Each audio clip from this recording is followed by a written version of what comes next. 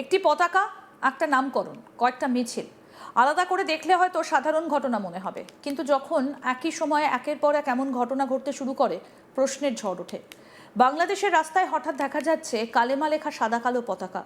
Social মিডিয়ায় ছড়িয়ে পড়ছে সেই পতাকা হাতে মিছিলের ছবি ও ভিডিও। একই সময় বাংলাদেশ সেনাবাহিনীর নতুন একটা ব্যাটালিয়নের 4টে কোম্পানির নাম রাখা হয়েছে ইসলামের প্রথম 4 খলিফার নামে। ঘটনাগুলোর প্রত্যেকটার আলাদা ব্যাখ্যা থাকতে পারে, কিন্তু সবগুলোকে একসঙ্গে দেখলে একটা বড় প্রশ্ন সামনে চলে আসে।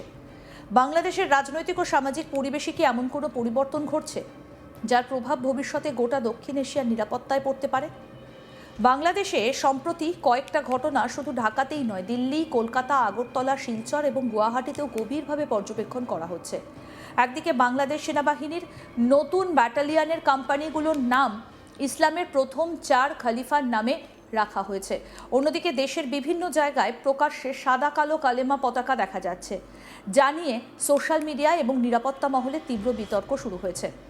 একই সময় বিভিন্ন ইসলামপন্থী সংগঠনের প্রকাশ্য কর্মসূচি এবং সীমান্ত নিরাপত্তা নিয়ে নতুন করে প্রশ্ন উঠছে। দেখুন ভিডিওটা।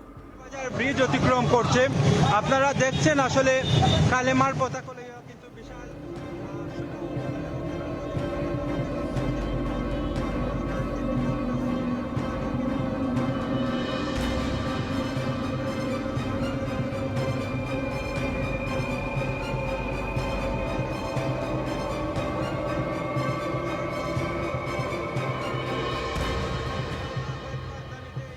এসব ঘটনাকে আলাদা আলাদা করে দেখলে হয়তো সেগুলো শুধুই বিচ্ছিন্ন সিদ্ধান্ত বা সামাজিক প্রবণতা বলে মনে হতে পারে, কিন্তু যখন সবকটা ঘটনাকে একসঙ্গে রাখা হয় তখন একটা বড় প্রশ্ন সামনে আসে।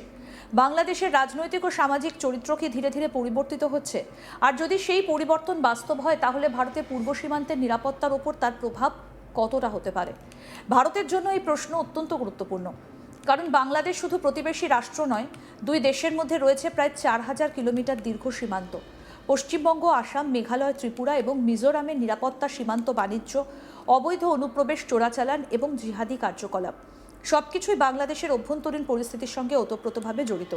তাই বাংলাদেশের রাজনৈতিক বা সামাজিক যে কোনো বড় পরিবর্তন স্বাভাবিকভাবেই ভারতের নিরাপত্তা মহলের নজরে আসে।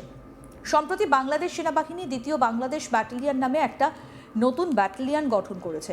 আধুনিক যুদ্ধক্ষেত্রের চাহিদা মাথায় রেখে অফিসার ক্যাডেটদের প্রশিক্ষণের মান আরও উন্নত করার লক্ষ্যেই এই উদ্যোগ নেওয়া হয়েছে বলে জানানো হয়েছে।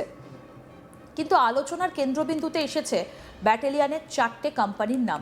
সেগুলোর নাম রাখা হয়েছে ইসলামের প্রথম 4 খলিফা হজরত আবু বকর, হজরত উমর, হজরত উসমান এবং হজরত আলীর নামে।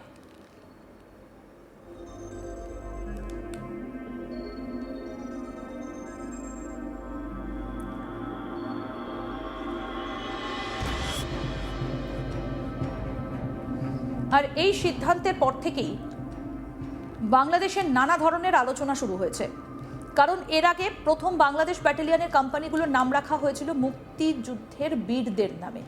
ফলে নতুন এই নামকরণকে অনেকেই শুধুমাত্র প্রশাসনিক সিদ্ধান্ত হিসেবে দেখছেন না, কেউ বলছেন এটা ঐতিহাসিক এবং ধর্মীয় ঐতিহ্যের প্রতি সম্মান।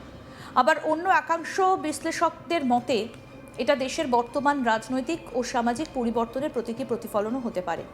যদিও বাংলাদেশ সরকার বা সেনাবাহিনী এই নামকরণের পেছনে কোনো রাজনৈতিক ব্যাখ্যা দেয়নি, ফলে নিশ্চিতভাবে কোনো সিদ্ধান্তে পৌঁছানোর সুযোগ নেই।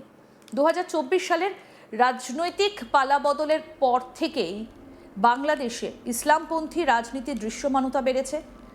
বিভিন্ন পর্যবেক্ষকরা এই মন্তব্য করছেন, ধর্মীয় পরিচয় এখন আগের তুলনায় অনেক বেশি রাজনৈতিক আলোচনার কেন্দ্রে এসেছে। একই সঙ্গে বিভিন্ন ইসলামপন্থী সংগঠনের কার্যকলাপ নিয়েও নতুন করে বিতর্ক শুরু হয়েছে।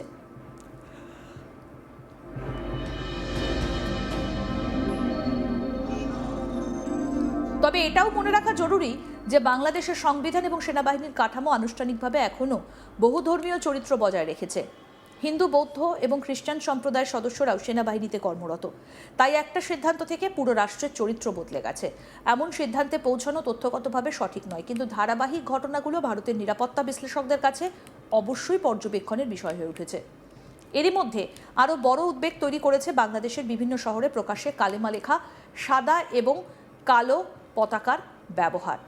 ঢাকা, মিরপুর, চট্টগ্রাম, কক্সবাজার, ফরিদপুর সহ বিভিন্ন এলাকায় এই পতাকা দেখা গেছে। সোশ্যাল মিডিয়ায় বাইক মিছিল এবং সমাবেশের একাধিক ভিডিও ছড়িয়ে পড়েছে, যেখানে একই ধরনের পতাকা বহন করতে দেখা যায়। এই দৃশ্য স্বাভাবিকভাবেই বহু প্রশ্নের জন্ম দিয়েছে।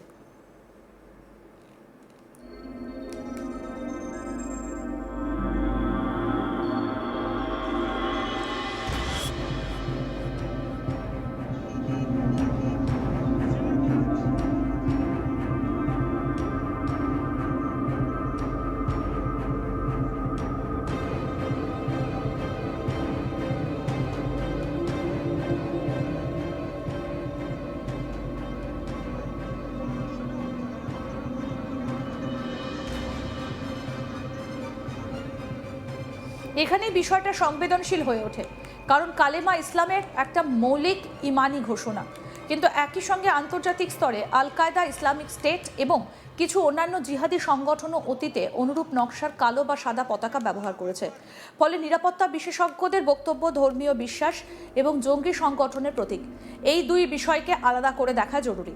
কোনো ধর্মীয় বাক্য নিজে সন্ত্রাসবাদের প্রতীক নয়, কিন্তু আন্তর্জাতিকভাবে পরিচিত উগ্রপন্থী সংগঠনের ব্যবহৃত প্রতীকের সঙ্গে যদি কোনো পতাকার মিল থাকে, তাহলে নিরাপত্তা সংস্থার নজরদারি স্বাভাবিকভাবেই বাড়বে। বিভিন্ন সংবাদ মাধ্যমে দাবি করা হয়েছে যে বাংলাদেশের আইন শৃঙ্খলা রক্ষাকারী বাহিনী এই ঘটনাগুলোর পেছনের উদ্দেশ্য খতিয়ে দেখছে। এখনো পর্যন্ত সরকারিভাবে কোনো সংগঠনকে এই ঘটনার জন্য দায়ী করা হয়নি, তবে বিষয়টা নিরাপত্তা মহলে উদ্বেগের কারণ হয়ে উঠেছে। বাংলাদেশে নিষিদ্ধ সংগঠন হিজবুত তাহরির বহু বছর ধরে একই বৈশ্বিক খেলাফত প্রতিষ্ঠার আদর্শ প্রচার করে আসছে। অভিযোগ রয়েছে সাম্প্রতিক সময়ে সংগঠনটা আবার সক্রিয় হবার চেষ্টা করছে। ঢাকার খেলাফতের দাবিতে সমাবেশও হয়েছে, তবে সাম্প্রতিক কালেমা পতাকা প্রচারের সঙ্গে এই সংগঠনের প্রত্যক্ষ সম্পর্ক রয়েছে কিনা সেটা এখনো নিশ্চিতভাবে বলা যায় না। একইভাবে তাওহিদি জনতা নামে পরিচিত কয়েকটা গোষ্ঠীর কর্মসূচিও আলোচনায় এসেছে। কিছু সমাবেশে ফিলিস্তিনের পতাকা দেখা গেছে। আয়োজকদের দাবি, বিশ্বের বিভিন্ন স্থানে মুসলিমদের ওপর নির্যাতনের প্রতিবাদ জানাতেই এই কর্মসূচি। অন্যদিকে নিরাপত্তা বিশেষজ্ঞরা মনে করছেন এই ধরনের জমায়েতের প্রকৃত উদ্দেশ্য এবং সংগঠনগুলোর কার্যকলাপ নিবিড়ভাবে পর্যবেক্ষণ করা প্রয়োজন। ভারতের দৃষ্টিকোণ থেকে বিষয়টা শুধুমাত্র বাংলাদেশের অভ্যন্তরীণ রাজনীতি নয়, ভারত এবং বাংলাদেশের বিস্তীর্ণ সীমান্ত বহু বছর ধরে নিরাপত্তার দিক থেকে অত্যন্ত গুরুত্বপূর্ণ। অতীতে এই সীমান্ত ব্যবহার করে জিহাদি অনুপ্রবেশ, অস্ত্র পাচার, জাল নোট, মাদক এবং মানব পাচারের বহু ঘটনা সামনে এসেছে। গত এক দশকে ভারত এবং বাংলাদেশের নিরাপত্তা সহযোগিতা উল্লেখযোগ্যভাবে বৃদ্ধি পাওয়ায় এই ধরনের কার্যকলাপ অনেকটাই নিয়ন্ত্রণে আসে। উত্তর পূর্ব ভারতের একাধিক বিচ্ছিন্নতাবাদী সংগঠনের বিরুদ্ধে বাংলাদেশ সরকারের সহযোগিতা ভারতের নিরাপত্তার জন্য গুরুত্বপূর্ণ ভূমিকা পালন করেছিল। সেই কারণেই বর্তমানে বাংলাদেশে উগ্রপন্থী মতাদর্শের সম্ভাব্য বিস্তার নিয়ে ভারতের নিরাপত্তা মহল সতর্ক নজর রাখছে।